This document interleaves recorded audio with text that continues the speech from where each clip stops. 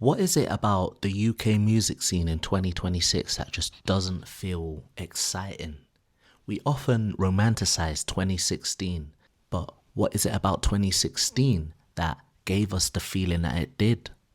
Is it just nostalgia? Was the music really better?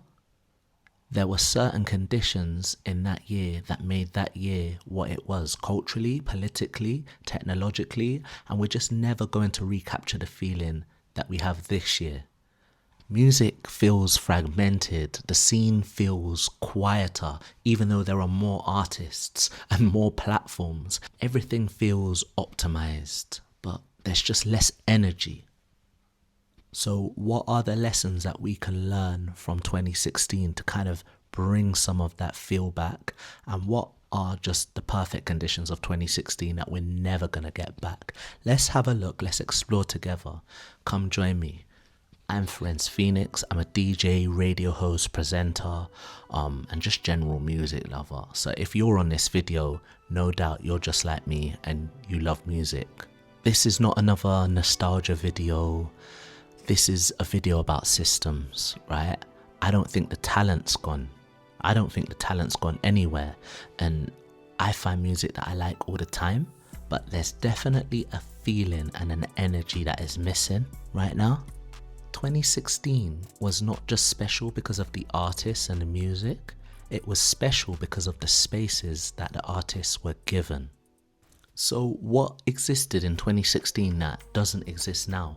I'm sure that if I went back and looked at some of the gems that dropped on GRM or Link Up that day, they were just random Tuesdays. Everything wasn't just tailored for that Friday, so boring, right? There were looser release schedules, more tolerance for rough around the edges music, rough around the edges visuals. Everything has to be so perfect and polished now. Artists had more of a space to grow in public. People had longer attention spans, it wasn't perfect, but it was better than we have now. Back then, scenes moved faster than institutions. I have to mention radio here.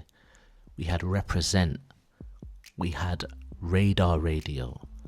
These stations just gave us so many moments. Gone are the days where I think people really en masse sit on SoundCloud and just scroll and try and find great music, and quite often we did. Bedroom producers, for the most part, aren't even really using that platform anymore, when actually that used to be the go-to. UK greats such as A2 really came up of that. Where are the A2s in 2026? Where are they? Will they get the time of day uploading onto SoundCloud, or are they uploading clips onto TikTok? Is that the right platform to thrive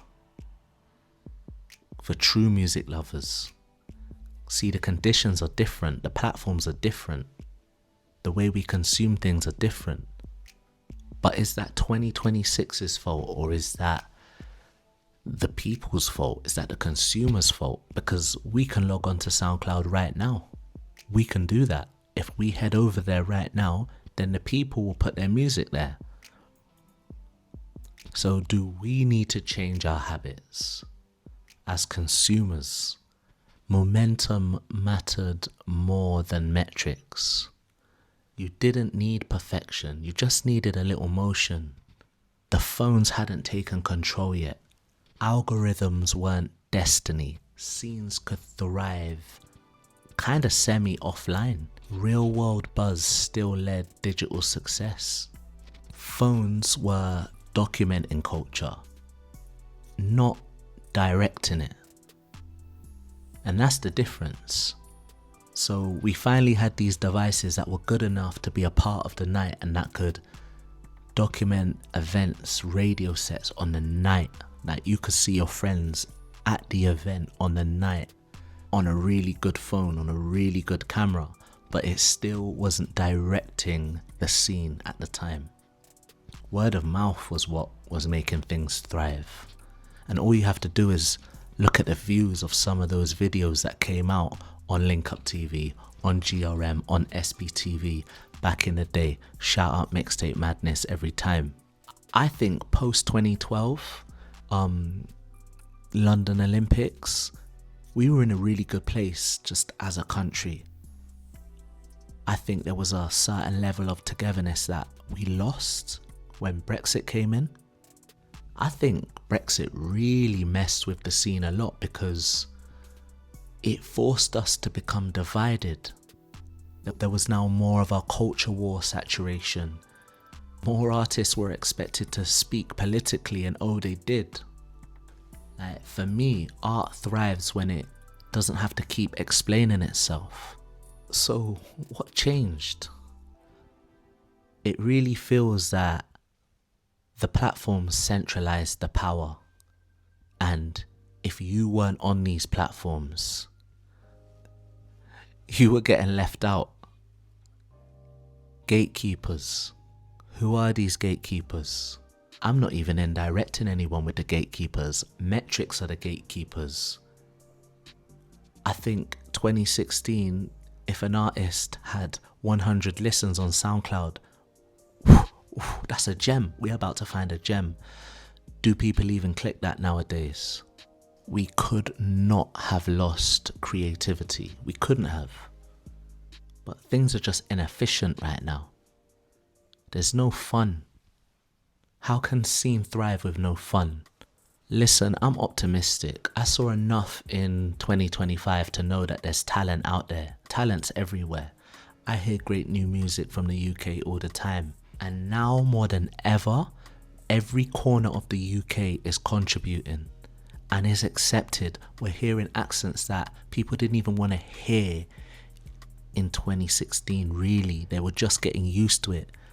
I think grime always had a pretty open mind for regions, but the UK as a whole, I think it wasn't really there then. Now, some of the biggest rappers in the country are from Manchester, Birmingham, Liverpool.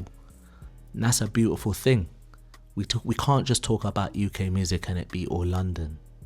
The next wave won't look like 2016, and that's okay, but somehow we need to give these artists a way to just create and just maneuver without worrying about metrics, without worrying about them feeling like they're on the clock. And for me, when people say the music in 2016 was better, all I'm hearing is those artists just had more space to breathe and maneuver, because it's different now. Like, do we accept a slow burner? Do we accept even a 1 minute intro in a song where there's no lyrics yet and it's just breathing? Some of these songs drop straight in. I'm a DJ. Some of these songs drop straight in 2026. Not even an 8-bar intro of just Saka mixing, you know? I'm just really expressing how I feel. I just want to get out some theories and see what you guys think. So come on, join me. Let's have a look together. Come join me in the comments.